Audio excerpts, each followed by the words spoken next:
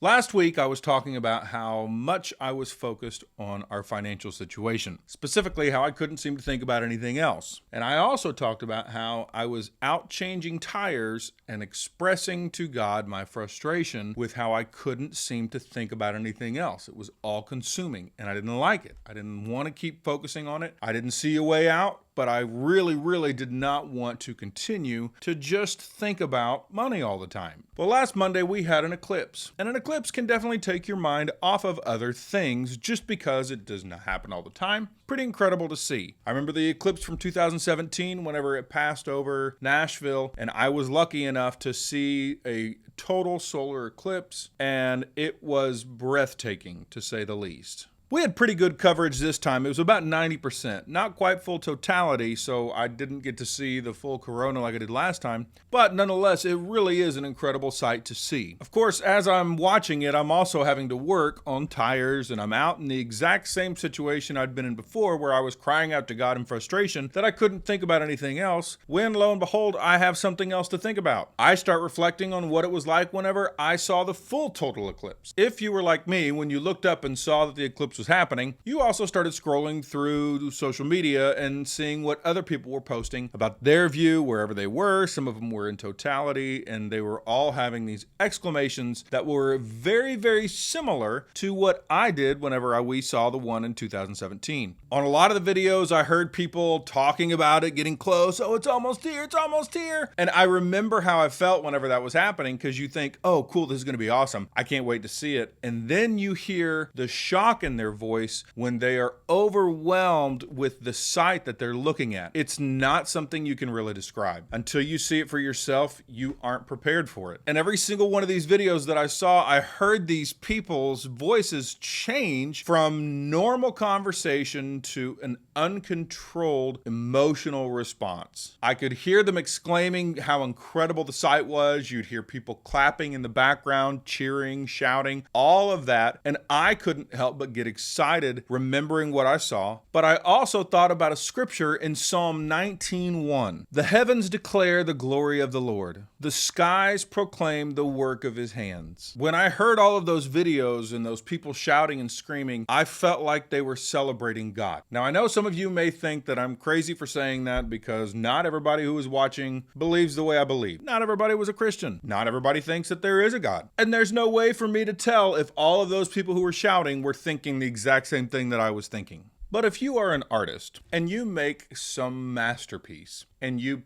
put it on a wall and people come and they celebrate the artwork, do you think that they have to know you, believe that you exist, have a relationship with you to be able to appreciate the work that you've done? If they're celebrating your artwork and they don't know who you are, do you think that that is still going to bring a smile to your face knowing that your art is being celebrated? Well, I likened the eclipse to that same sentiment. Everybody who saw it was cheering and shouting and celebrating the craftsmanship, the artistry, the workmanship, the masterpiece that God had made. And they may not know who he was, but whenever I heard them celebrating that very thing, I know the artist. And because I know the artist, it brings a smile to my face when his art is being celebrated. Another interesting thing happened on that same Monday. I got a lot of calls. And I'd not been getting a lot of calls. And part of my stress at work is that there just has not been enough work for me to actually make the money that I need. And lo and behold, that Monday, after the eclipse, I start noticing I'm getting a lot of calls. Tuesday, I got a lot of calls. Wednesday, got a lot of calls. Thursday, kind of slowed down a little bit. But I was tired, so I didn't mind as much. Friday, I find out that I had so much work that I actually did more in labor than anybody else at the shop. And not only that, what that translates into is that my paycheck will be 30% higher than I've ever received at any other job. Even coming from the bank, 30% more doing tires than whenever I was working at an investment firm. Now that's just 1 week. And I'm not saying that it's always going to be like that. And this is not a bragging moment of look at how much money I made, look at how hard I was working. No. I want you to see what I see. I had a moment of desperation where I was calling out to God, frustrated about my finances, But in the middle of that frustration, I acknowledged that I am not the source of my income, that my job is not the source of my income, that God is the source of my income. And within 1 week, it completely turned around. Now, some people may argue and say, yeah, but that's your work. You had work already. But my work had been really, really slow. The calls were not coming in. We did not have a normal year. My supervisor actually had talked about how we've normally seen maybe 1 or 2, slow months, but this entire year has been extremely slow.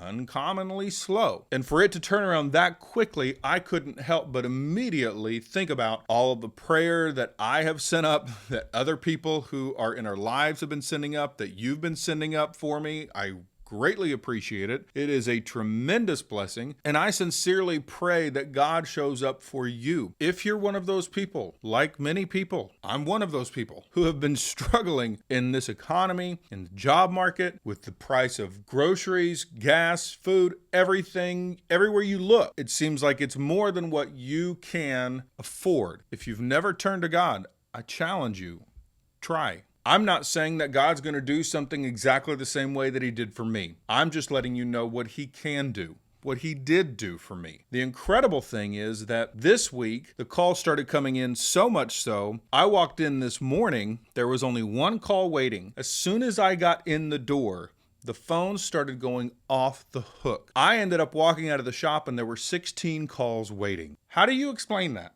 How do you explain that we go from having the most abnormally slow year possible to a moment of desperation that one of the employees had where he called out to God and he recognized that God is the source, not man, not himself, but God is the source. And as soon as he walks in the door, the phone starts ringing off of the hook, and there is more than enough for the man who was being prayed for, the man who was praying for his own needs to be met, but also enough for everybody else around him. I share all this, again, not to brag, not on me. I'm bragging on God. And the reason I do so is because Psalm 105 says, "Give praise to the Lord, proclaim his name, make known among the nations what he has done." I can't help but celebrate God's goodness.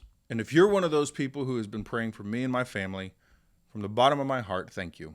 And please, if there is anything that I and my family can be praying for you about or with you about, please put something down in the comments and let me know about it. I would love to join in prayer for what you need God to do in your life. Thank you so much for joining me. I hope you appreciated the stories. I know they were a little lengthy and kind of all over the place, but thank you for staying with me. If you're not subscribed to the channel yet, I would greatly appreciate it if you would consider subscribing. If you like the content, give me a thumbs up, put something down in the comment section, share it on social media, and I will see you next time when we can share a cigar and change the world.